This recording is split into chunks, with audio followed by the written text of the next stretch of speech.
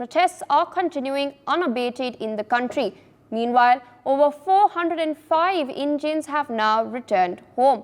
Remember, viewers, protesters took to the streets in Bangladesh over fear of losing job opportunities. They are contending the 30% reservation given to the descendants of the freedom fighters and are demanding the Sheikh Hasina-led government to scrap the provisions. The demonstrators are demanding the quotas to be replaced with a merit-based system.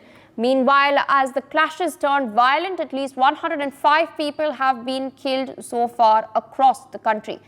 The Ministry of External Affairs has meanwhile maintained that India is closely monitoring the situation and is working towards the safety of the 15,000 Indian nationals residing in Bangladesh. Remember, we've of course been seeing scenes, as you can see on your screens right now, several government buildings being torched and vandalized. Protesters earlier stormed the headquarters of the state broadcaster in Bangladesh, BTV. They also set fire to the National Disaster Management Agency in Dhaka. They're of course remaining resolute in continuing the Bangla Bandh to pressurize the government of Bangladesh to scrap the existing quotas. Meanwhile, the Awami League-led government has responded by shutting down internet access across the country and also deploying tanks on the streets of Bangladesh in order to quell the violence. We of course know Sheikh Hasina had come out earlier and made a televised address in the country appealing for peace to prevail.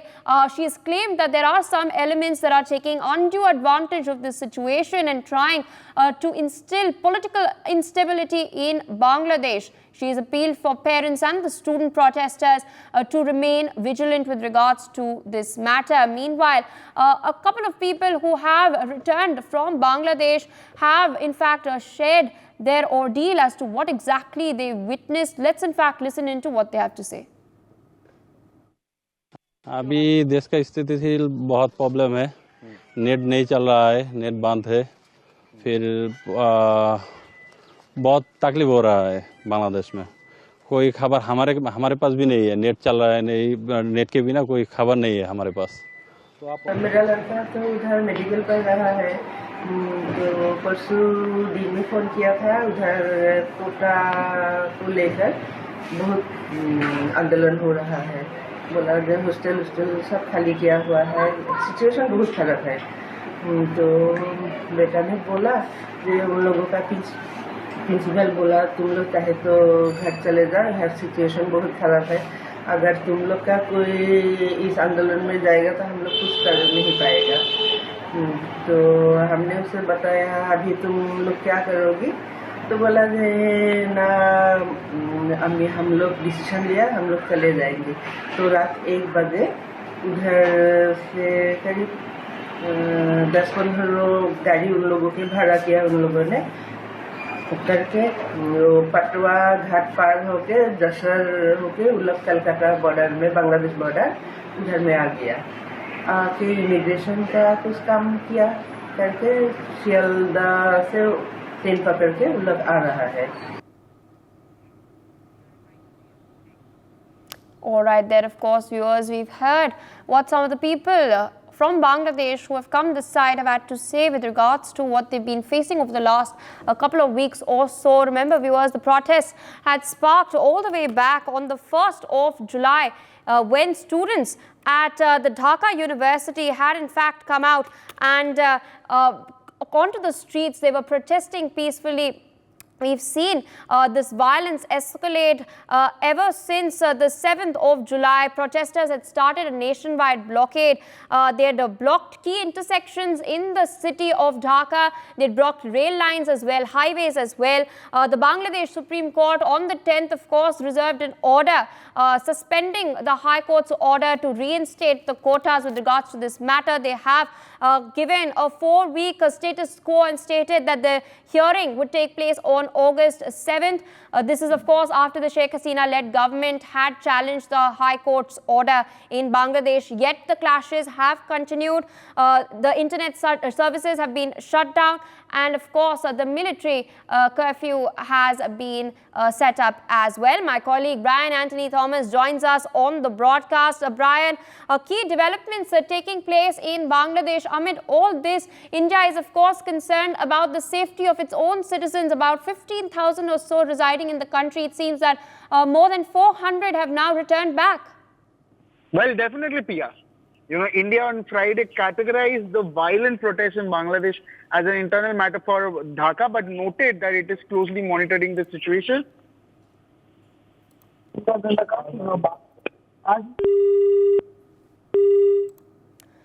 All right, there seems to be a connectivity issue as far as Brian's audio is concerned. Meanwhile, I'd like to take our viewers through what exactly has been happening and provide you with some context.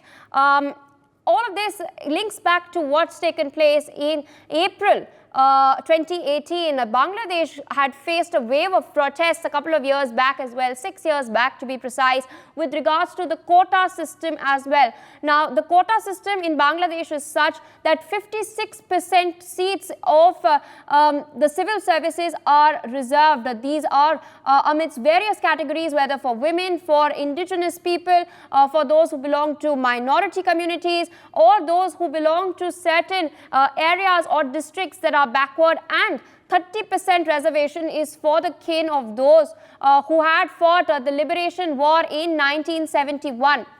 Meanwhile, the system was scrapped all the way back in 2018, and on the 5th of June this year itself, the High Court in Bangladesh had reinstated this. This has sparked a wave of protest on the 1st of July, and ever since then, these protests have been escalating. They've turned violent. You can see right there those visuals on your screens, hundreds of protesters having taken to the streets. Trains have also been set on fire. Buses have been set on fire. The metro system in Dhaka has been, its operational system has been stalled as well. Meanwhile, we're getting to know my colleague Brian back with us on the broadcast. Over to you. What were you telling us? Well, you know, right now, Meghalaya Chief Minister Conrad Sangma also announced that 405 Indian students have been safely evacuated. Now, yes, there have been a lot of violence happening.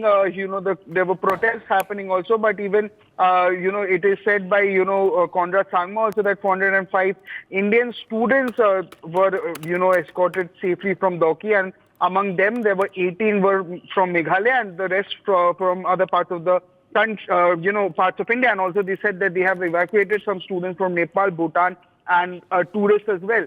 He also added that they have nodal officers also in Meghalaya who are in constant contact with the Indian embassy in Dhaka, and senior IPS officers also coordinating with them to facilitate any required movements. And they are particularly in touch with Eastern Medical College officials also, where 36 students are stranded.